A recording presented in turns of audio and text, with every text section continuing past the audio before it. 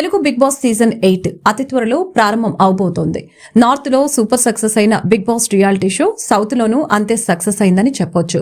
Big Boss season కి అభిమానుల్ని పెంచుకుంటూ టీఆర్పీ రేటింగ్ పెంచుకుంటూ బంపర్ విక్టరీ దిశగా అడుగులు వేస్తోంది. ముఖ్యంగా బిగ్ బాస్ తెలుగు సీజన్ ప్రేక్షకుల నుంచి విపరీతమైన రెస్పాన్స్ అయితే వచ్చింది. రైతు బిడ్డ పల్లవి ప్రశాంత్ టైటిల్ విన్నర్ అయ్యాడు. దీంతో బిగ్ బాస్ సీజన్ 8 ఎలా ఉండబోతుందో, ఎవరు హౌస్ సభ్యులవుతారో అనే ఆసక్తి పెరుగుతూ వస్తుంది. సీజన్ 7 లాగే సీజన్ 8 ని సరికొత్తగా ప్లాన్ చేసిందట బిగ్ బాస్ టీం. ఎన్నడూ లేని విధంగా సరికొత్త టాస్కులు, ప్రజల్లో మంచి ఆదరణ ఉన్న సెలబ్రిటీలను, common man, social media influencer ని హౌస్ లోకి పంపనున్నారు. సాధారణంగానే బిగ్ బాస్ షో అంటే కొంతమందికి నచ్చదు.